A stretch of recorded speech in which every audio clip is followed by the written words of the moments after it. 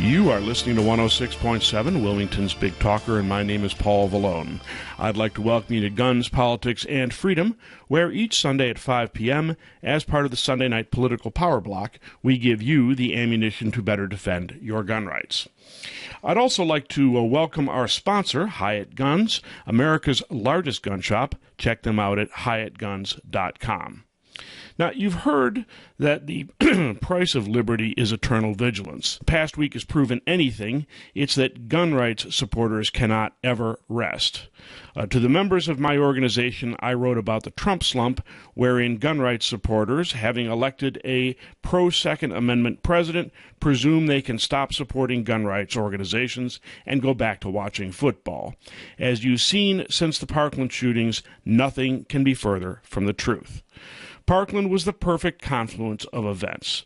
A mass killing in an affluent area, specifically a liberal area, since, as you may recall, it was Broward County, Florida, that was ground zero for the hanging Chad debacle of the 2000 elections, where Democrats tried to manufacture enough votes for Al Gore to steal the election.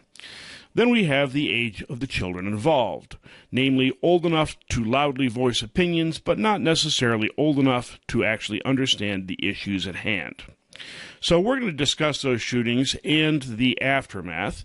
Today we have as our guest John Richardson, who blogs at No Lawyers, Only Guns and Money, which can be found at onlygunsandmoney.blogspot.com. Welcome, John. Thanks for having me on, Paul.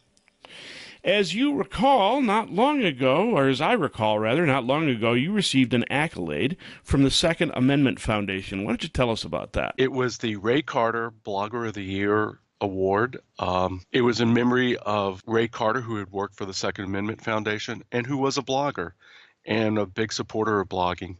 And to be very honest, I was shocked and very humbled to win the award. Well, I've seen your work, and I'd say it was well-deserved. Why don't you tell us a little bit first about Only Lawyers, Guns, and Money, or I'm sorry, the Only Guns and Money. Well, it was a takeoff on the song by Warren Zevon, Send Lawyers, Guns, and Money. I'm not a lawyer, and sometimes sending lawyers is not always the best idea, but Guns and Money usually is. I concentrate on gun rights, gun politics, legal issues surrounding gun rights, starting, back as far as the Bateman case in North Carolina and up through Heller, McDonald, etc. And then whatever strikes my fancy, but it's traditionally been very focused on gun rights. Okay. Well, I guess here we are again. Only this time, it seems to be something that may have legs because it appears the left is weaponizing children. Why don't you give us your impressions so far of the aftermath of the recent shootings and what your feelings are that we might have to fear most? The way I look at it is that this is a narrative driven by the media, and the media is very much anti-gun, as well as what I call the gun control industry. I don't see it as much a groundswell as being driven from above, which is typical for the gun controllers.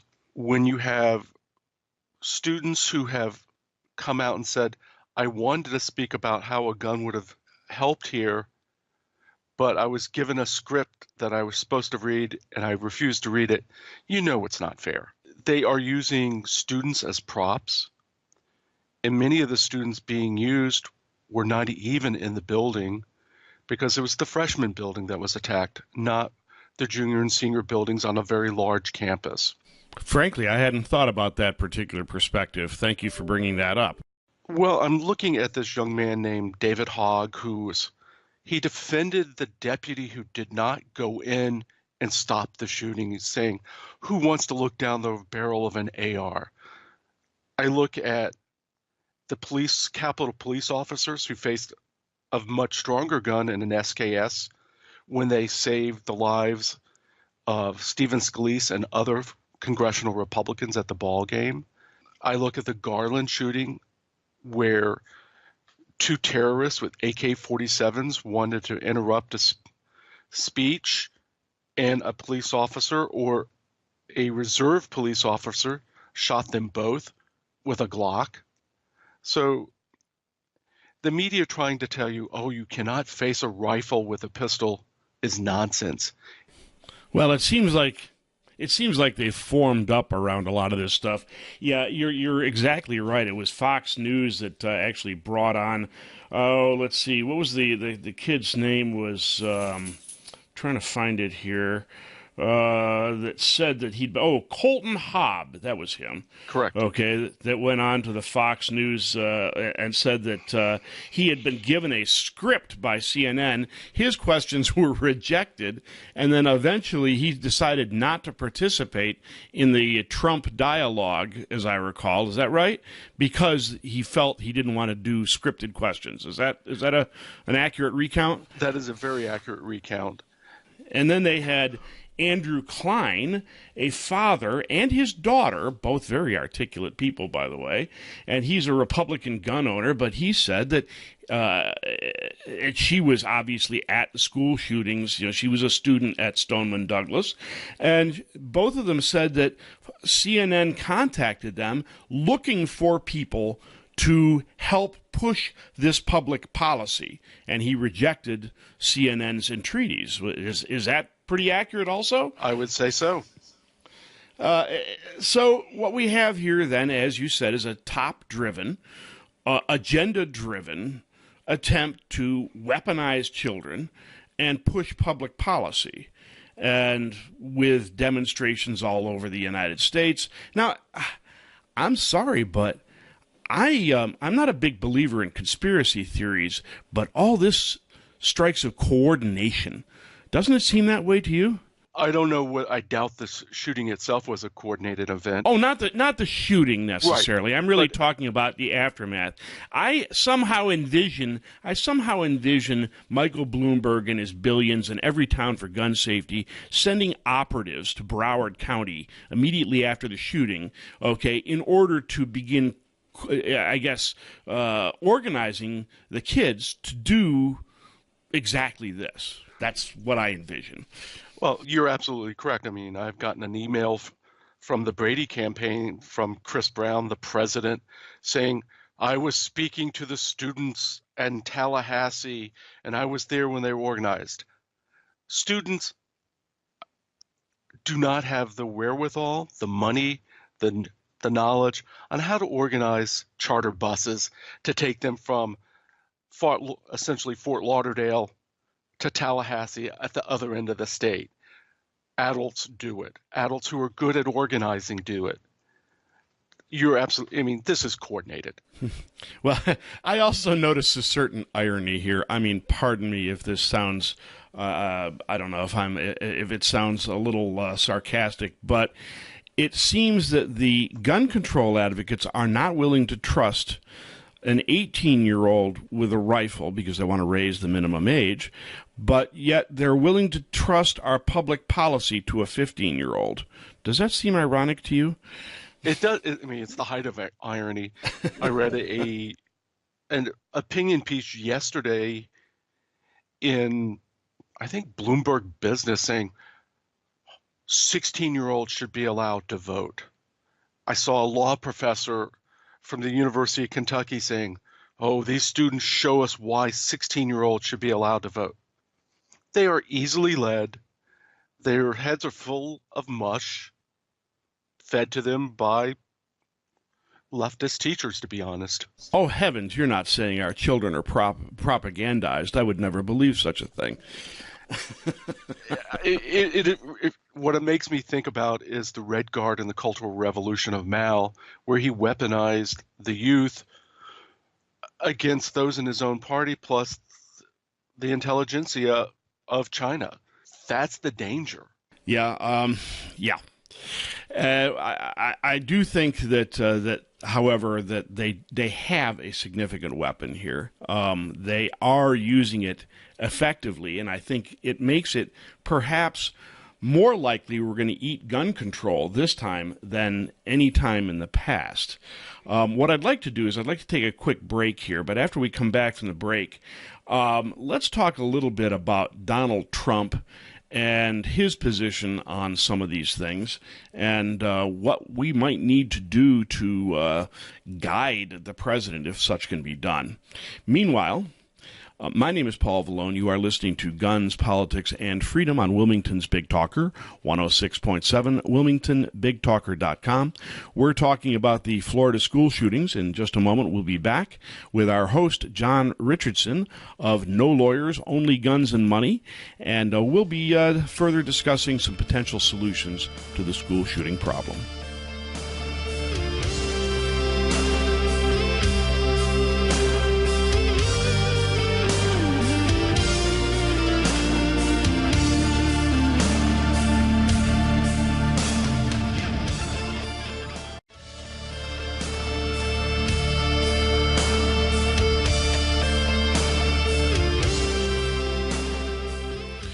My name is Paul Vallone, and you are listening to Guns, Politics, and Freedom on Wilmington's Big Talker 106.7, WilmingtonBigTalker.com. We are discussing the Parkland shootings in Florida and the aftermath. We have specifically been discussing how the gun control organizations are working to weaponize children by using them, I guess, as a propaganda tool in order to further what can only be called a preordained agenda for gun control and, frankly, increasing control over the American citizenry. Today we have as our guest John Richardson of the blog Only Guns, No Lawyers, Only Guns and Money.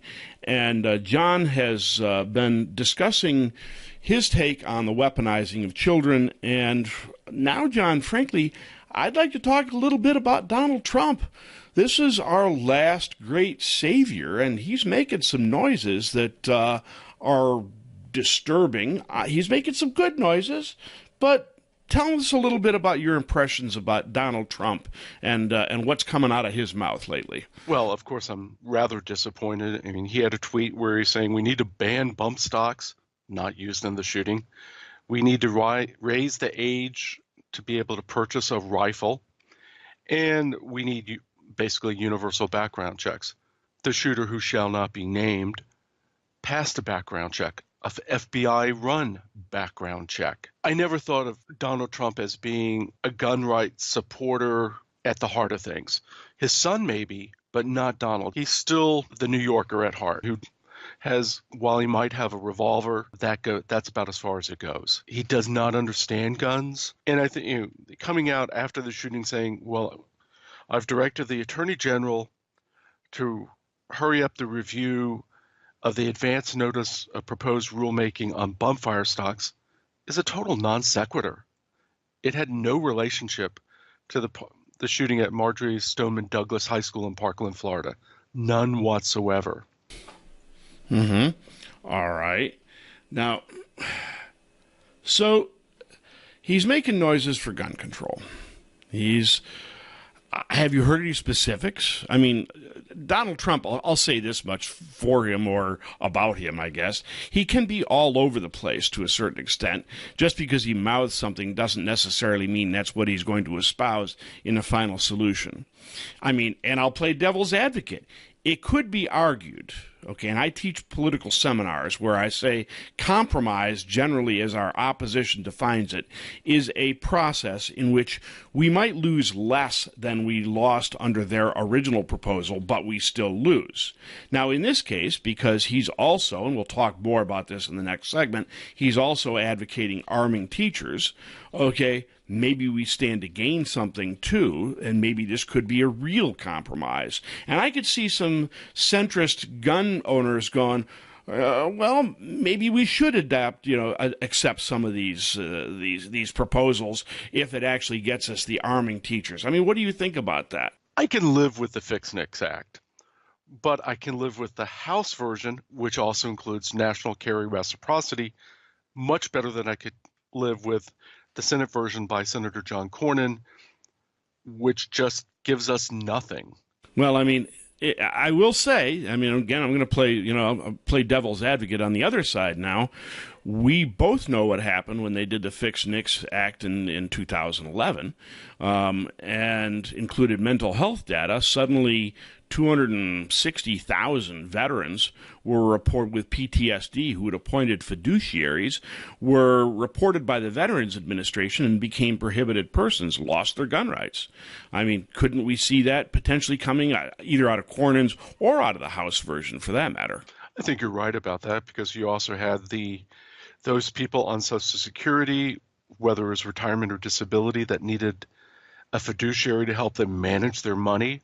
Under the Obama administration, they too were added to the NICS prohibited list. Fortunately, that was overturned early on in 2017 by Congress and then signed by President Trump. Mm-hmm. That is definitely something to be worried about. Maybe what we have to give up in order to get something we want even more. And I don't know. I don't know if we could win the fight for national carry reciprocity if it was a standalone bill. Our organization, Grassroots North Carolina, we have an alert going out telling people to contact President Trump. The bottom line is that he seems to have some right ideas.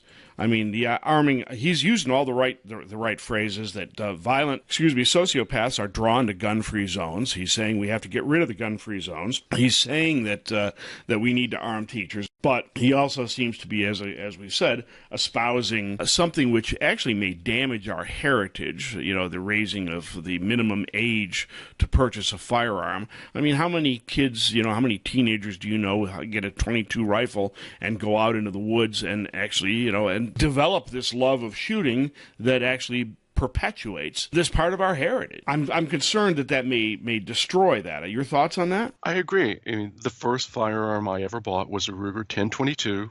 I bought it with my own money. I went to a store that's long out of business, paid $55 for it. Tells you how long ago it was. But I was 18 years old. It was the first firearm that I bought on my own. It wasn't given to me. It was something I bought. Since then, of course, I've bought a number of Ruger 10/22s, but it is an assault on the culture, and it's the gun-owning culture. You're absolutely right about that, and I think that is, as much as anything, what the gun prohibitionists want to do, is to destroy our culture. Absolutely. I've said that for many years about back in the 90s when they were trying to regulate gun shows. What they were really trying to do is to drive gun shows out of business because, of course, this is where gun owners get together and communicate and organize. Our organization, for example, distributes legislative alerts at every large gun show in the state of North Carolina. And if they can get rid of that, they get rid of our means of communication, they get rid of a bit of our heritage, and they begin to isolate gun owners instead of allowing us, instead of having us form groups, get together, organize, and defend our rights. So, without a doubt, that's, I think, one of their objectives. Well, and I did write President Trump after he proposed some of his proposals, and I made the point that the gun rights community had provided him the margin of victory in the battleground states, that proposing these gun control measures would turn off his supporters, gratify his enemies, who will never vote for him anyway. It's just not smart politics. Why reward your enemies, the people who will never vote for you no matter what, and then turn off your own supporters? It just doesn't make sense. How about bump stocks? I mean, nobody needs bump stocks, right? Everybody hates bump stocks. The slide fire mechanism makes a gun less accurate. Specifically looking at how legislation has been phrased to ban them right now. What are your thoughts on that legislation, and why not ban them? I think of it as a Trojan horse. Very few people really care that much about bump fire stocks. It's a novelty, it's a toy, it's a way to waste ammunition. But when you dig deeper, it goes also to anything that could accelerate the rate of fire of a semi-automatic firearm. Ah, there you go. Please elaborate on that. So if you put a better trigger from Geissele or Timney, if you have a gunsmith do a trigger job to smooth it out, which would allow you to shoot faster, if you change the buffer weight in a buffer tube on your AR-15, if you change a spring anything other than bone stock. And all of these, by the way, are commonly used by competitive shooters in order to hit targets faster, right? Exactly. If you use a skeletonized bolt carrier group on your AR-15, it should be able to operate a little faster. I would also argue that now we're talking about semi-automatic firearms, we're not talking about machine guns. So if we allow the debate to become about increasing the rate of fire of a semi-automatic firearm, don't we then open the debate to, well, how fast is too fast? How fast should we be allowed to fire this gun? Wouldn't you agree? I would agree, absolutely. And at that point, I think the only thing that they're going to be happy with is single-shot weapons by the time they're done. I think you're absolutely right. You look at how fast cowboy action shooters can run a lever-action rifle. You look at how fast the British Army pre-World War I could do with their Mad Minute. Yep. 20 shots on target on a 300-yard target, at least 20 shots on target in under a minute. Yep. So I think we're going to talk a little bit more about this. I want my listeners to grab a pen, though, because in the next segment, I'm going to give you the White House comment line, and I'd like people to comment to Donald Trump about his statement supporting gun control. We're going to take a short break right now. You are listening to Guns, Politics, and Freedom on Wilmington's Big Talker, 106.7, WilmingtonBigTalker.com. We'll come back and talk a little bit more about the Parkland shootings with our guest, John Richardson.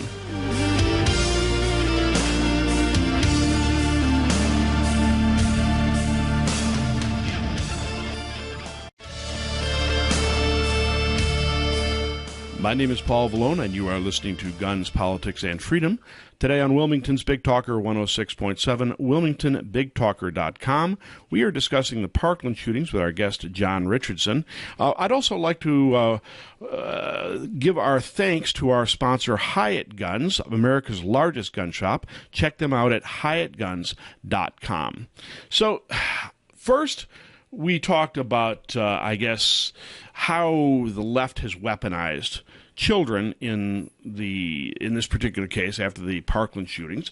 We've talked a little bit about President Trump's support for some of the gun control measures being proposed, namely increasing the age at which somebody can buy a firearm, potentially banning so-called bump fire stocks, which really are anything that would increase the rate of fire of a semi-automatic, not fully semi-automatic firearm, and of course also the potential to expand background checks, including mental health data, which in the past has actually resulted in tens of thousands of people being denied gun rights, even if they were not people who should have been denied gun rights, even if they were not truly mentally ill. What we'd like you to do, folks, is we would like you to call the White House and tell President Trump that he does not need to support these gun control measures, that essentially he has the right idea in arming teachers, and that is what we really need to solve the problem. You can comment to the White House. Here's the White House comment line. It is area code 202-456-1111. 202-456-1111. I will give that number later again in the show, but it's 202-456-1111. Call the White House and tell Donald Trump to remove his support for gun control. Now, John, before we get on to what I really want to talk about in sum is arming teachers in the Israeli model.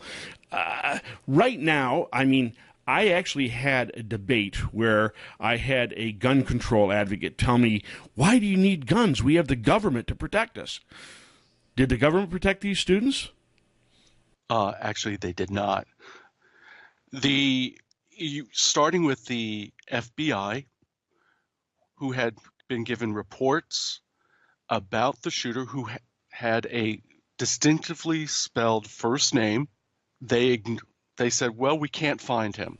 Now, that was in response to he put something on social media, as I recall? He said, on a YouTube, in response to a YouTube video, that I'm going to be a professional school shooter. Professional school shooter. Okay. The YouTuber reported him to the FBI, reported this comment. They knew about it. It went to the Miami field office and pretty much got lost. It dropped. Nothing happened. Okay. And then what? We also have the Broward County Sheriff's Department, who I believe it's 39 times have been called over a period of 7 years to investigate the shooter for all sorts of different incidents, whether it was threatening, assaults. Basically violence in the household, and this was before his mother died, so it was in the household where he actually grew up. Correct?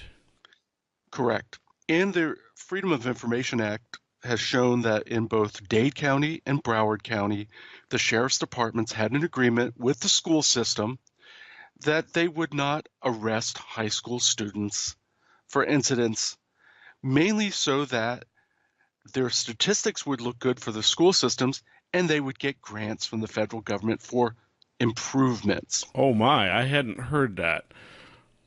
So we actually have a law enforcement agencies actively avoiding taking problem children out of the school population. Would that be a fair statement? That is a very fair statement. Oh, that's truly scary. And they were doing it so that they could get grant money. And then the school resource officer, armed, it came out the day after the CNN so-called town hall, stood outside and did not go in to stop the shooter.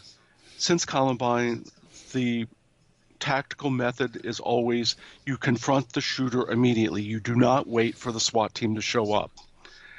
Right. Go in even by yourself. That's what they're training all of the law enforcement officers in these school shootings now. Or actually any active shooter scenario. And then it turns out that it wasn't just the school resource officer. There were now a total of 4 Broward County sheriff's deputies armed who were outside while the shooting was going on. Really? I hadn't heard that either. That's news to me. Well, and the first response was actually by the Coral Springs Police Department, who were disgusted by the deputies and frankly their cowardice. When you look at the fact that you had 14 and 15-year-old junior ROTC cadets who sacrificed their lives so that others could get out. The football coach who took multiple rounds and who eventually died working to protect students, and they were all unarmed. And then you had armed, trained police officers, the ones who took an oath to protect society, just standing around. It's disgusting. Yeah, it is. That is truly disheartening. And I guess it was 4 minutes that the original sheriff that was there stood around waiting, while the shootings took place.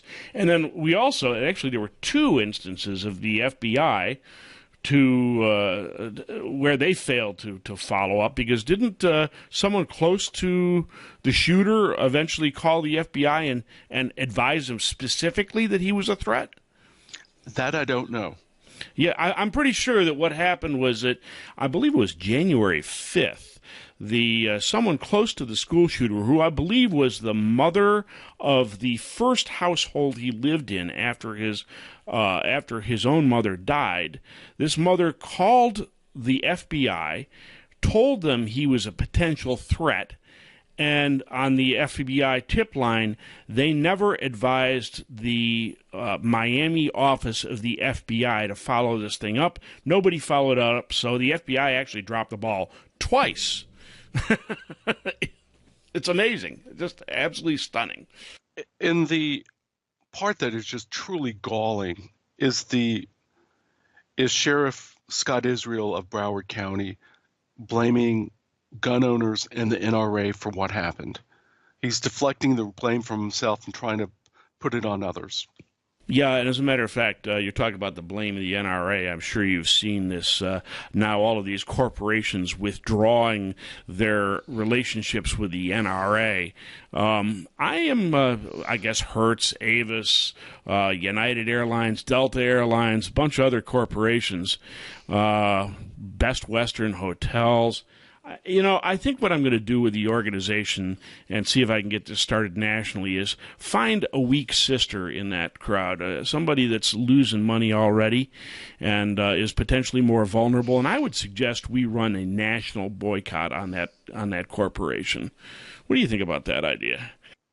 I'm prepared to boycott all of them. Well, it's better if you concentrate your fire on one target at a time, though. Drive one out of business and then move on to the next and kind of rotate, rather than having it spread out over a multiple targets. That's my general tactic. Well, in terms of Delta, what looks like might happen to them, they were looking for a $40 million sales tax break on fuel in Georgia.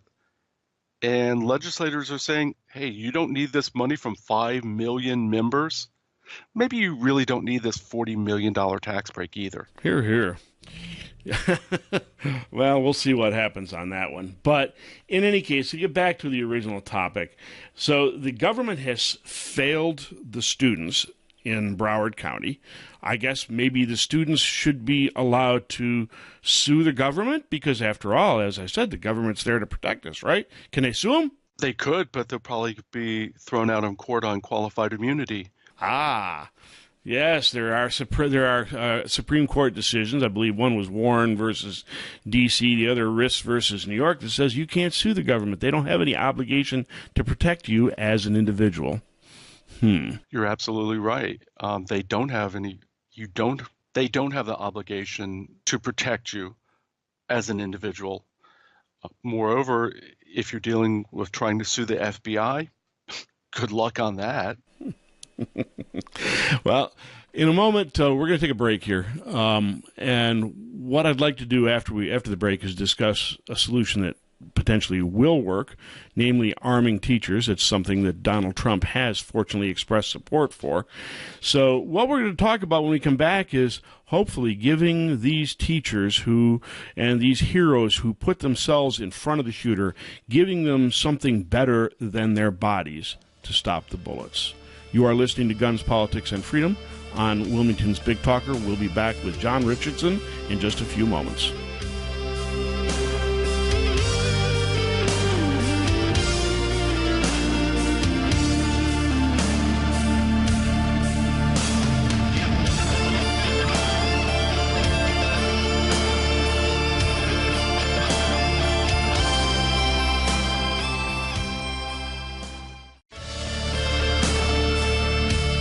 My name is Paul Vallone. You are listening to Guns, Politics, and Freedom today on Wilmington's Big Talker 106.7, WilmingtonBigTalker.com.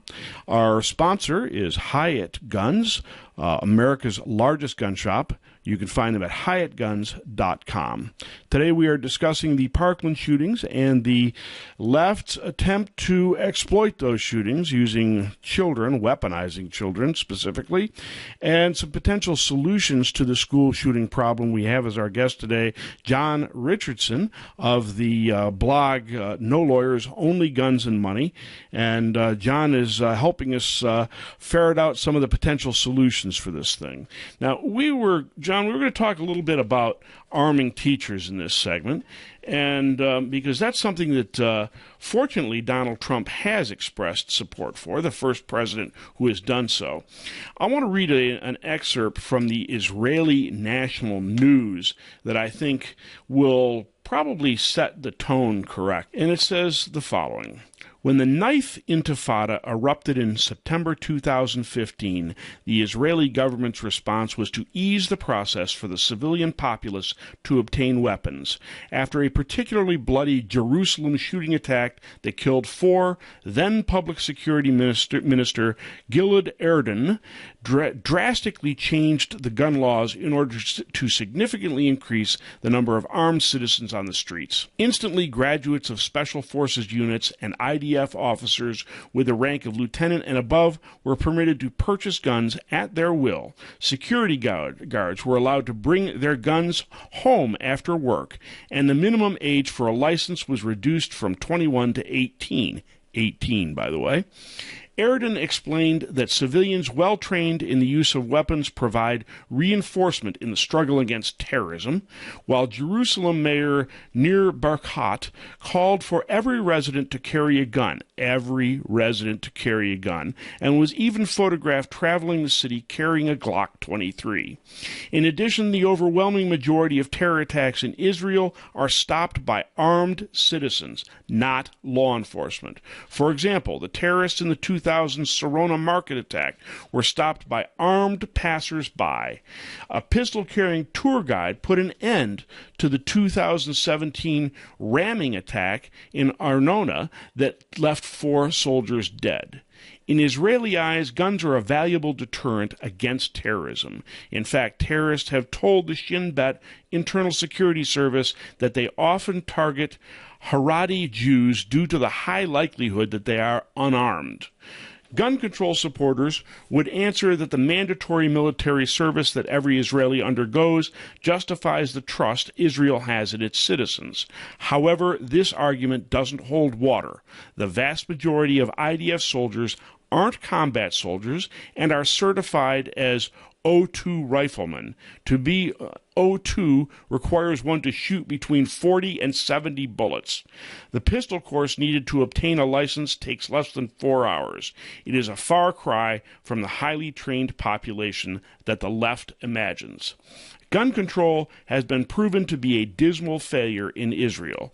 The Israeli Arab communities are rife with illegal weapons, with some police estimates putting the number of unlicensed weapons in the Arab sector as high as 500,000. Think about that for a second. The most heavily armed, guarded borders in the world and a highly professional Shin Bet are still not enough to prevent criminals from obtaining illegal firearms. When terrorists attacked a school in Melat in 1974, Israel did not declare every school a gun-free zone. It passed a law mandating armed security guards in schools and providing weapons training to teachers, and today runs frequent active shooter drills. Well, I want everybody to hear this one. There have been only 2 school shootings since then, and both have ended with teachers killing the terrorists.